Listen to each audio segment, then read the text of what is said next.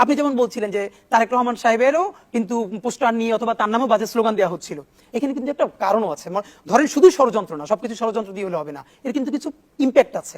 একদম প্রমাণ সহ যদি বলি, আমি আমার উপজেলায় দেখলাম যেই লোকটাকে সবাই চেনে, সে ইয়াবার ব্যবসা করে, গাজার ব্যবসা করে, মাদকের ব্যবসা করে, এমন কোনো খারাপ কাজ নাই সে করে না, এবং এইগুলো সে একটা পলিটিক্যাল শেল্টারের মধ্য দিয়ে করে। রাইট? আওয়ামী লীগের সময় করেছে, বিএনপির সময় বিএনপি দিয়ে করবে। তো এই লোকটাকে থানা ধরে না, পুলিশ ধরে না, কারণ সব জায়গায় সে টাকা পয়সা দিয়ে ঠিক রাখে।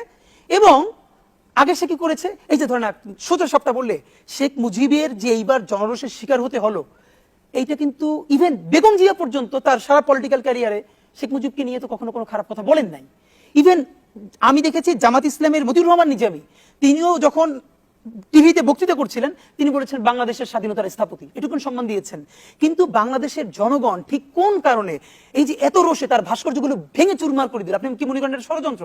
না, এর কারণ মানুষ দেখেছে তাকে, যেই লোকটা ইয়াবার ব্যবসা করে, গাজার ব্যবসা করে, মাদকের ব্যবসা করে, গুলি করে, হত্যা করে, সেই লোকটার সমস্ত ক্রাইমকে ঢেকে দিচ্ছে এই ছবিতে ব্যবহার করে। এটা দিয়ে সে লেজিটিমেসি, এর মানে সে এইটাকে সিম্বল হিসেবে মনে করছে যে এই সিম্বলটা হলো সকল অপরাধকে ঢেকে দেওয়ার সিম্বল, আয়নাঘর, গুম, খুন, ধর্ষণ, হত্যা, এগুলোকে পার পেয়ে যাওয়ার সিম্বল। সুতরাং ওই সিম্বল ভেঙে ফেলতে হবে, ব্যক্তি না।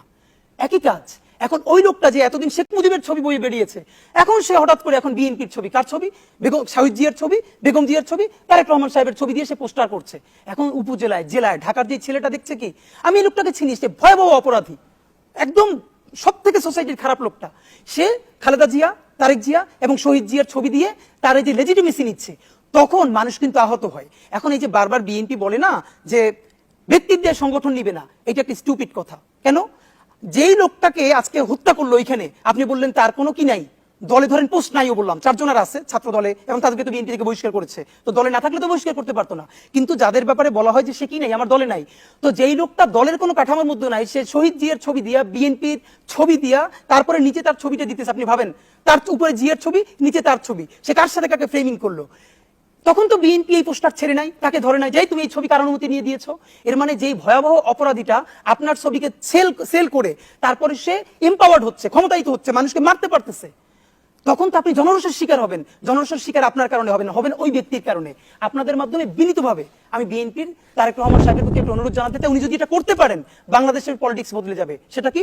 উনি কালকে অর্ডার করবেন, বিএনপি সারা বাংলাদেশে জানিয়ে দিবে যত পলিটিক্যাল পোস্টার আছে, একমাত্র বিএনপি যে অফিসিয়াল পোস্টারগুলো করে, এই পোস্টারের বাহিরে বিএনপির যত কর্মী হোক, যা ইচ্ছে তাই হোক, তারা যত পোস্টার করবে, প্ল্যাকার্ড করবে, ফেস্টুন করবে, এখানে শহীদ জিয়া, বেগম জিয়া এবং তারেক রহমানের ছবি কেউ রাখতে পারবে না।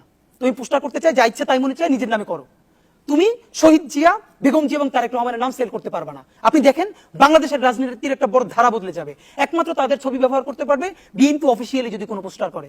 কিন্তু আপনি এটাও করবেন না, এলাকার সব থেকে বদমাইশ লোকটারে আপনার ছবি ব্যবহার করতে দিবেন, কিন্তু সে যখন অপরাধ করবে তার দায়টা আবার নিবেন না, এটা তো আপনি পারবেন না। আপনি যদি তাকে ওই খারাপ কাজ করার বৈধতা দিয়ে থাকেন আপনার ছবি ব্যবহার করে, তার দায়টাও আপনাকে নিতে পারতে হবে।